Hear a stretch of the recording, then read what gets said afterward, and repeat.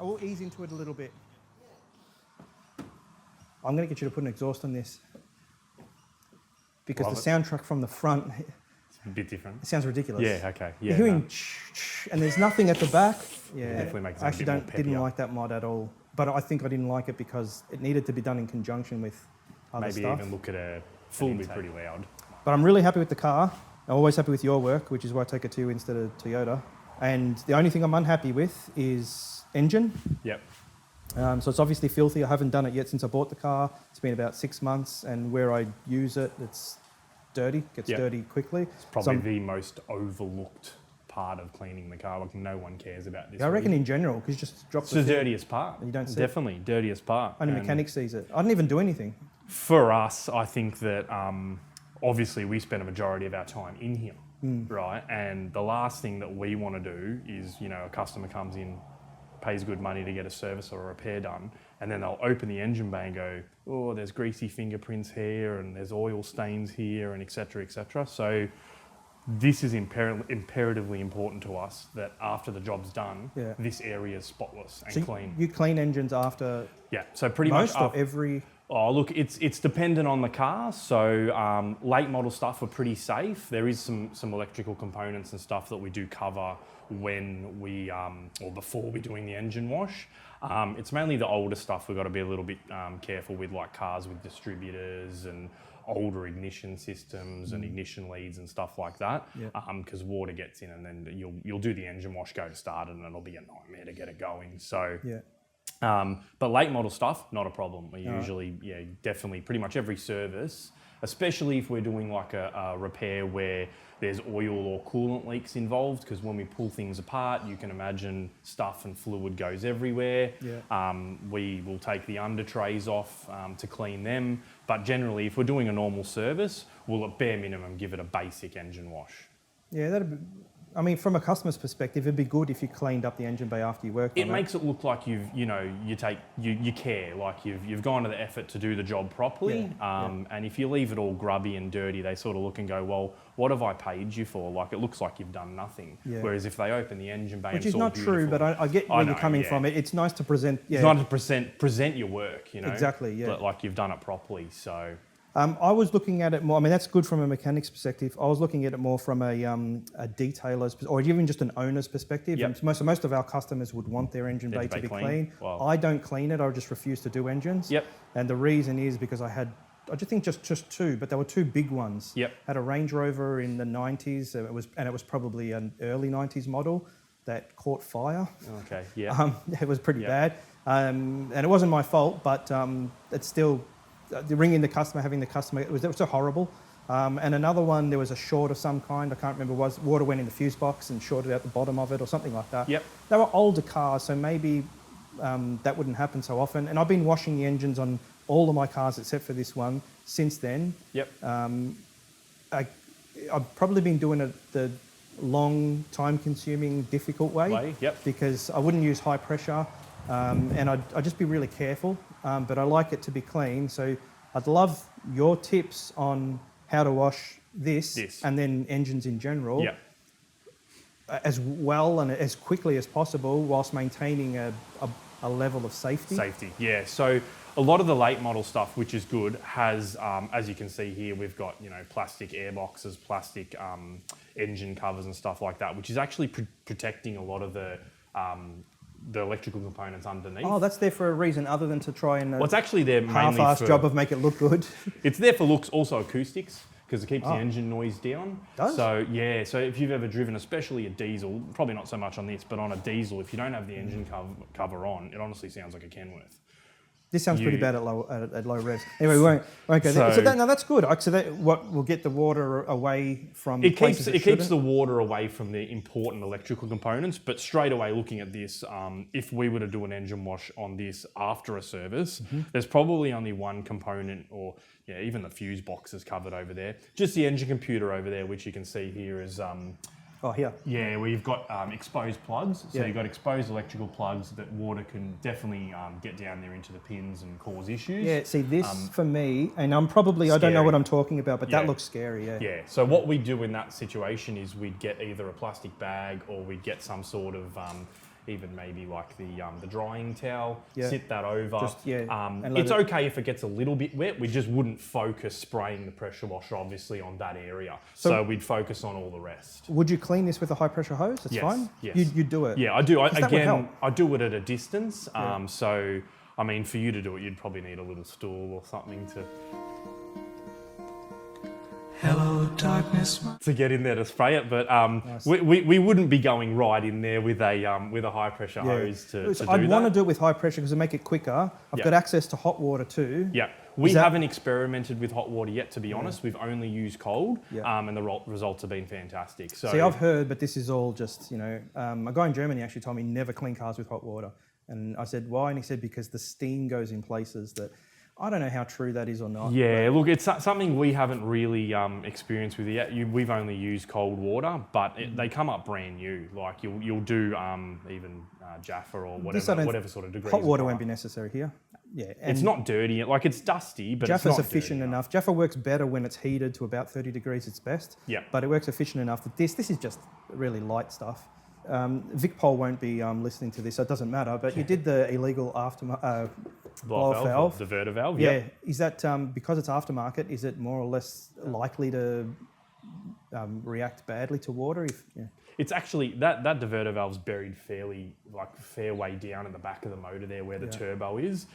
I wouldn't think that the water would even, there wouldn't be that much water on it to affect it, more or less. Most people, my customers, I reckon, because a lot of customers have got aftermarket filters. Intakes, yep. Yeah, if it's exposed, obviously bag Don't do it, or cover it, more or less, what else would you come across that's... I'd say basics first is obviously don't do it when it's hot.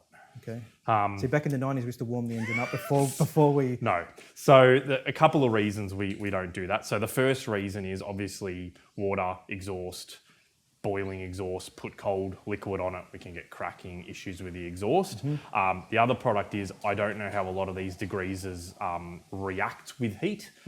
Could it stain the plastic or do something like that? No, all chemical, extreme heat, like putting chemical on anything that's 100 degrees or more, which is a real issue. Is silly. Yeah. It'll evaporate so fast that it'll cause etching at the very least. Yeah. That's why we more or less say stone cold engine. So for example, we'll do repairs on a car. It'll be on the hoist for 3 hours for it. It's cold. Yeah. By the time we literally start it, take it off the hoist, put it in the area ready for the engine wash. We'll do the engine wash.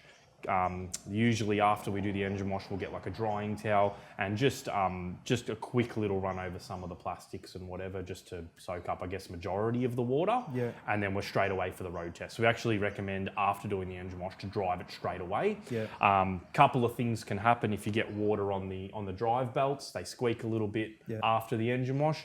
3 minutes down the road, that noise has gone away. So it'll flick the water off the belt and we're all good. All right, that's where I was doing the right thing. So I'd generally be washing them warmish, but really, 2 hours after they've been run. There's still just a little bit of residual temperature. And the cold water was cooling it down anyway, but nothing so you had these huge temperature fluctuations. And then I'd be driving it, or at least running them afterwards. Brings me to something else, which isn't here, it's at the other end of the car, but I just thought, I've never had any issues, but I still get customers say it's wrong to wash into exhausts. No? We've got pressure forcing it out. Yeah. So even if you... So as long as you're not being silly and putting high pressure right and pushing it all the way down. If you're going to fill the muffler halfway down the car, yes, it's probably going to rust out.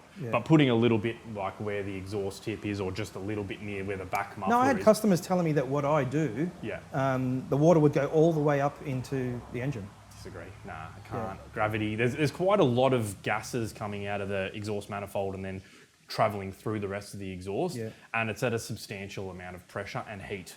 No amount of water. Actually, if that's the argument, really, parking a car outside, you're going to get moisture build up in those components anyway.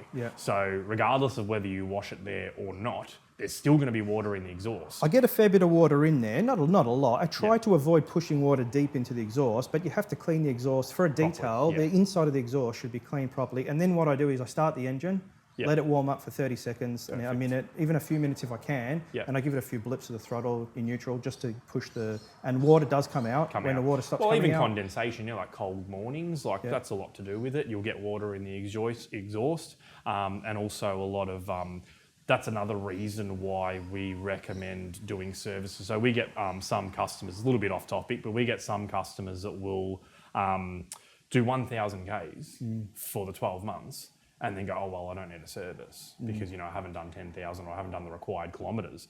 But leading back to that, we're still getting moisture. If the car's stored outside, I can almost guarantee that when I drain the oil, we're going to get some degree of moisture come out. So that's why we recommend doing the services every year, even if you haven't travelled the kilometres, because, moisture build up, which you're going to get in everything.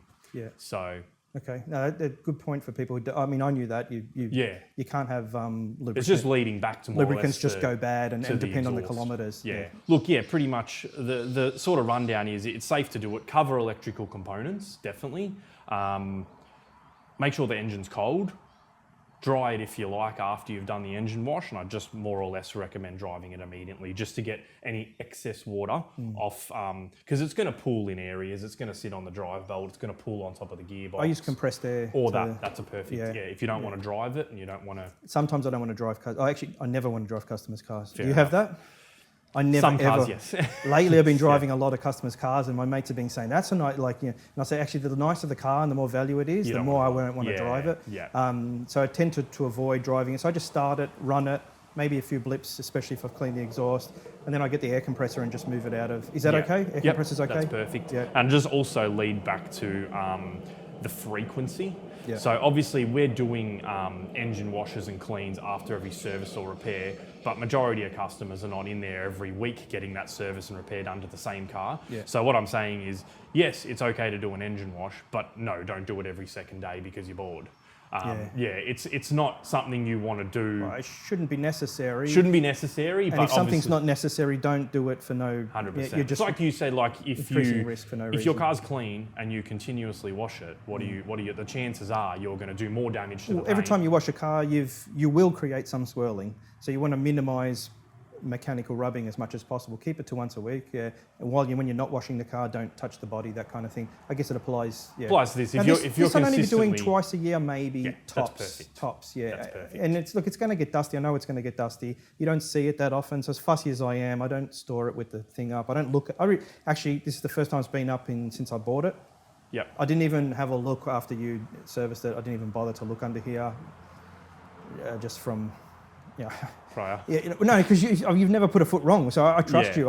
I drive away from you thinking it's all good. It's all good because I trust you. You've never serviced a car for me where I've had an issue, so I actually don't even look under here. Also, because I haven't done enough mods, so it's not real pretty or anything. I actually think this is it's not an ugly, but it's definitely not a pretty looking engine. If I had I've seen a lot worse. It's a Ferrari, Lamborghini, where it's nice to look at. Then I'd keep it more often. I'd keep it in good nick, especially if they're under Perspex or glass. We should probably come back, revisit this video later on with something else, maybe the 348 or their 40 or something. Something different. Yeah, because I'm guessing that F40 would make me a little nervous. Yeah. That's in that era that that one needs a clean actually. I would do the engine wash, but with extreme discretion and common sense. So we would be having a discussion about exactly what components you'd be washing in that engine bay before undertaking it. But like I said, a lot of this late model stuff is fine. It's just the older stuff that you've got to be a little bit I'll talk to you about it then, because the first time we did it was with water in a spray bottle. So it's 1 PSI, and with cloths and everything. Then that took a week. It took one person a week to clean the engine bay, which we can't do the next time. So I'll talk to you about it. Hopefully we can get it here, and we'll maybe demonstrate. Not that anybody's going to how many people have F40s that would be washing their own engines, but it'd be just cool to see something older that's probably not sealed very well, that's designed not to be, it's not a Camry, it's a supercar, so it's... And panels and stuff. It'd be cool to see. I think we covered everything, so just... But more or less... Bag and cover anything that looks like it. A little bit of common shouldn't sense, have water really. there. Like any sort of exposed electrical components we want to cover. So, obviously wiring harness and stuff, we can't cover every part of it, but majority of it is covered by either insulation or some sort of covering. That stuff's fine. But open exposed electrical plugs or fuse boxes and stuff like that, we want to make sure. Because you're going to install for me exhaust and a few other things, and you'll put a aftermarket intake on this. Once I get the aftermarket intake, then be more careful. So is it a sealed aftermarket intake? Or I haven't decided which one to get yet, but I'm assuming that it won't be as This looks like Toyota was being very careful to make sure water didn't... Is that right? Yeah. I think that's actually more to do with the air direction. So getting air... Yeah. Getting air directly into the airbox from the front without... without sort of just hot gases getting in there, because effectively, if that wasn't there, all just taking hot air from the engine. Yeah, just be hot engine heat. So. Some that I've seen, maybe we should revisit that. Maybe we'll revisit this video once I've got the mods done. Yep. And then, or we can get another vehicle with more mods. We can discuss it. But anyway, so for a fairly standard engine, wash it with high pressure, wash it when it's cold. Yep. Dry it afterwards by running it, taking it for a drive. Air compressor, and even physically moving a towel across it. Yep. And that's it. Avoid old cars and cover electrical components. Just avoid old cars? As I said, if it's got a distributor or anything like that, or any exposed electrical leads or connections, I would avoid it, yes. Or at worst case, at least try and bag those components. So they're a pain. We used to just have to wash them anyway, and then every single time I'd have to take the distributor apart, clean it, use some CRC or something like that, put it back together, test it, clean it, dry it more. Advise more caution on those vehicles. So if there's a distributor, I would be wrapping it up 100%, like using tape and bags and everything. Enthusiasts with older cars will probably be more into it. They don't need the explanation as much. But if they leave a comment, we can probably elaborate on that later. 100%. All right, I think that's it. That's it. Cool. Thank you. No worries. Thanks for coming out. I really appreciate it. No, it's all good. Saturday, I know you're probably busy on Saturday, and you. Thanks for coming to do it. And everyone should go see Alex, my mechanic, personally, because he's just reliable, nice, honest. I tell customers when I refer them to you, don't take my word for it, just have a look at the reviews. And you've got great reviews because you're a really good mechanic, nice guy, obviously. Good with info. Very happy to share information and make you feel confident about what he's doing. So we'll leave his details down below. All right, that's it. We're done. That's it. I'll see you soon. Thanks.